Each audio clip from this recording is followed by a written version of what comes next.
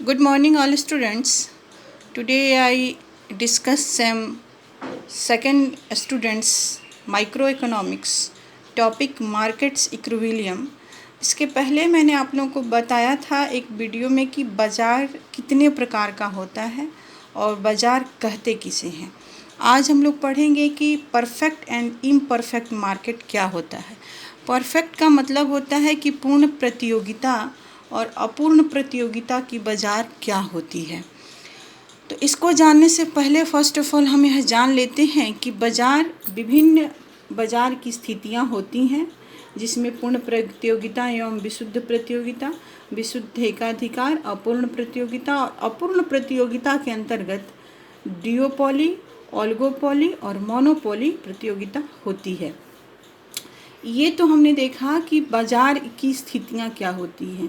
इसमें आप लोगों को पढ़ना है कि परफेक्ट कंपटीशन और इम्परफेक्ट कंपटीशन क्या होता है।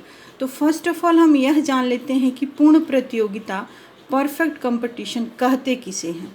तो पूर्ण प्रतियोगिता का बाज़ार वह बाज़ार है जिसमें क्रेताओं और विक्रेताओं के बीच वस्तुओं का क्रय विक्रय प्रतियोगिता के आधार पर होता है। इसके अतिरिक्त व्यक्तिगत रूप से कोई भी व्यक्ति वस्तु के मूल्य को प्रभावित नहीं कर सकता है। इट मीन्स कि पूर्ण प्रतियोगिताओं में क्रेताओं और विक्रेताओं के बीच वस्तुओं का जो बिक्री होता है वह बार्गेनिंग के आधार पर होता है और कोई भी व्यक्ति इसके मूल्य को प्रभावित नहीं कर सकता है। पूर्ण प्रतियोगिता में वस्तुओं का मूल्य प्रत्येक स्थान पर खाली उसका परिवहन कॉस्ट यदि हटा दिया जाए, ट्रांसपोर्टेशन कॉस्ट को माइनस कर दिया जाए, तो पूर्ण प्रतियोगिता के अंतर्गत किसी भी स्थान पर वस्तुओं का मूल्य एक समान होता है। इसको बड़े अच्छे ढंग से श्रीमती जॉन रॉबिन्सन ने जस्टिफाई किया। उन्होंने परिभाषित किया कि पूर्ण प्रतियोगिता तब पाई जाती है जब प्रत्येक उत्पादक के उत्पादन के लिए मांग पूर्णतया लोचदार होती है। अर्थात इसका अर्थ है कि प्रथम विक्रेताओं की संख्या अधिक होती है, जिससे कि किसी एक विक्रेता का उत्पादन उस वस्तु के कुल उत्पादन में बहुत थोड़ा भाग होता है, तथा दूसरा सभी क्रेता प्रतियोगी विक्रेताओं के बीच चुनाव करने की दृष्टि से समान होता है, जिससे कि बाजार पूर्ण हो जाता है। इट मीन्स कि पूर्ण प्रतियोगिता वह स्थिति होती है जिसमें क्रेताओं और विक्रेताओं के बीच वस्तुओं का क्रय विक्रय प्रतियोगिता के आधार पर किया जाता है। तो पूर्ण प्रतियोगिता क्या होती है? तो पूर्ण प्रतियोगिता वह होती है जिसमें क्रेताओं और विक्रेताओं के बीच वस्तुओं का क्रय विक्रय प्रतियोगिता के आधार पर किया जाता है। अब अगला टॉपिक आता है कि पूर्ण प्रतियोगिता के लिए कौन कौन सा कंडीशन होना चाहिए, वो कौन कौन सी स्थिति होनी चाहिए जिससे ज्ञात हो कि यह पूर्ण प्रतियोगिता की स्थिति है। तो इसमें सबसे फर्स्ट ऑफ ऑल आता है वस्तु का समरूप होना, होमोजीनियस प्रोडक्ट। पूर्ण प्रतियोगिता के अंतर्गत वस्तु समरूप यानी कि वस्तुओं का गुण एक समान होता है। कोई भी क्रेता अथवा विक्रेता वस्तु के मूल्य को प्रभावित नहीं कर सकता है। वस्तुओं का जो गुण है वह एक समान होता है। दूसरी इसकी आती है विशेषता कि क्रेताओं तथा विक्रेताओं की बाजार में अधिक संख्या होना। क्रेताओं और विक्रेताओं की संख्या बाजार में अत्यधिक होती है। वो दोनों एक दूसरे से बार्गेनिंग करते हैं और वस्तु का मूल्य निर्धारित करते हैं। तीसरा होता है फर्म का स्वतंत्र प्रवेश तथा बहिर्गमन। पूर्ण प्रतियोगिता की एक तीसरी महत्वपूर्ण स्थिति यह होती है कि किसी उद्योग में उद्योगपति को आने जाने की पूर्ण स्वतंत्रता होती है। कोई भी पूर्ण प्रतियोगिता की बाजार में आके अपनी वस्तु को बेच के और उसमें से आसानी से बाहर जा सकता है, यानी कि फर्म के प्रवेश और बहिर्गमन, एंट्री और एग्जिस्टिंग पे किसी भी प्रकार का रोक टोक नहीं होता है।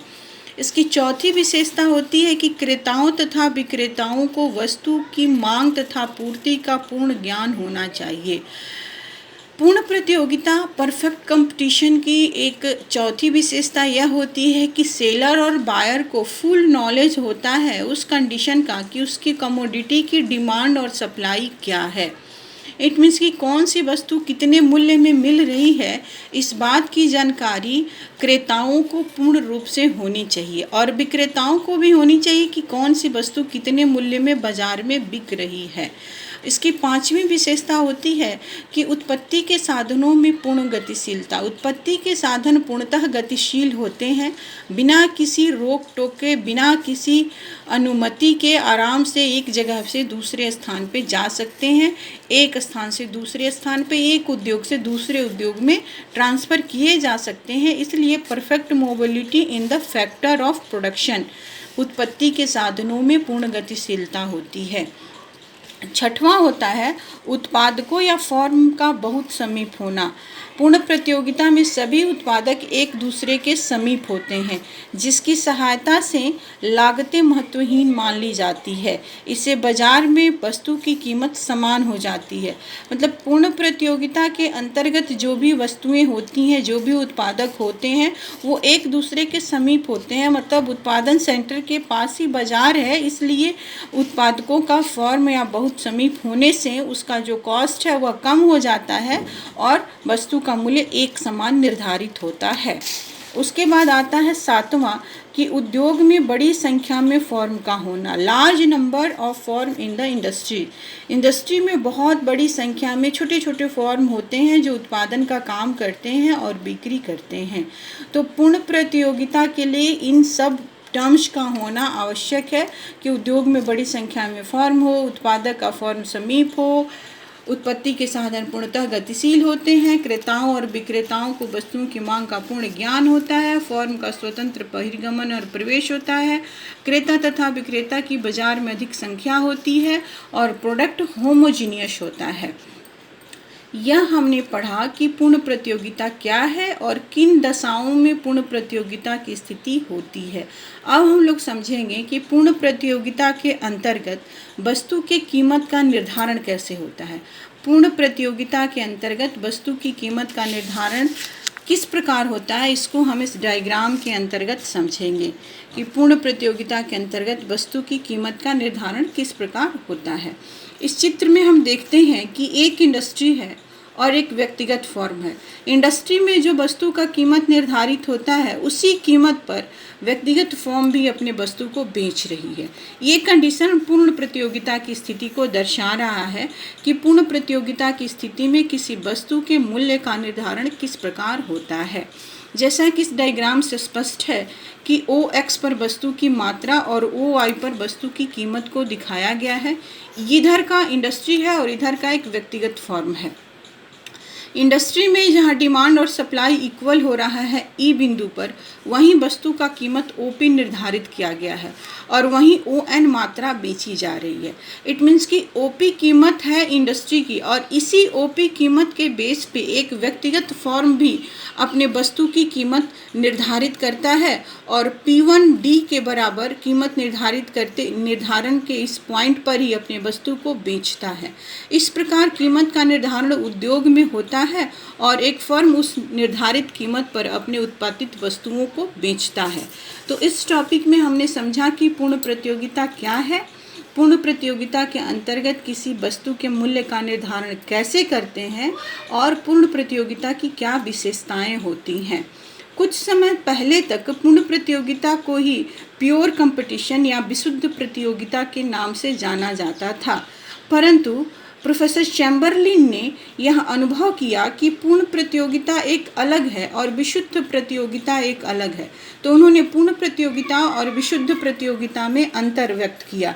यह अंतर व्यक्त किया प्रोफेसर हेंगस्टिक्स चैम्बरलिन ने। तो यह आप लोगों के लिए एक इम्पॉर्टेंट चीज़ है, इम्पॉर्टेंट क्वेश्चन है कि विशुद्ध प्रतियोगिता और पूर्ण प्रतियोगिता में क्या अंतर है। एक क्वेश्चन यह बनेगा कि विशुद्ध प्रतियोगिता और पूर्ण प्रतियोगिता में क्या अंतर है, और ऑब्जेक्टिव क्वेश्चन यह होगा कि विशुद्ध प्रतियोगिता का निर्माण या उसका भेद किसने बताया। तो प्रोफेसर चैम्बरलिन ने इस बात का वर्णन किया कि पूर्ण प्रतियोगिता अलग होता है और विशुद्ध प्रतियोगिता अलग होता है। विशुद्ध प्रतियोगिता को एक दूसरे शब्द परमाणुवादी प्रतियोगिता के नाम से भी जाना जाता है। अब विशुद्ध प्रतियोगिता केवल इन 3 कंडीशनों में लागू होता है कि क्रेताओं तथा विक्रेताओं की पर्याप्त संख्या का होना, जिसमें स्वतंत्र पूर्वक वस्तुओं का क्रय विक्रय कर सके, अर्थात दोनों पक्षों के ऊपर किसी का हस्तक्षेप नहीं है। ये कंडीशन है तो विशुद्ध प्रतियोगिता है। दूसरा कि वस्तु का समरूप होना, अर्थात जिसमें क्रय विक्रय किया जा सके आसानी से। और तीसरा फर्म के प्रवेश और बहिर्गमन की पूरी स्वतंत्रता होना। आज इस क्लास में हम लोगों ने पढ़ा कि पूर्ण प्रतियोगिता क्या है और पूर्ण प्रतियोगिता के अंतर्गत किसी वस्तु का कीमत कैसे निर्धारित करते हैं, और एक और टॉपिक कि विशुद्ध प्रतियोगिता क्या है और विशुद्ध प्रतियोगिता और पूर्ण प्रतियोगिता में क्या अंतर है, इस बात को हम लोग समझे। और विशुद्ध प्रतियोगिता का प्रयोग, विशुद्ध प्रतियोगिता शब्द का प्रयोग और भेद किसने बताया, तो प्रोफेसर चैम्बरलिन ने इस बात को व्यक्त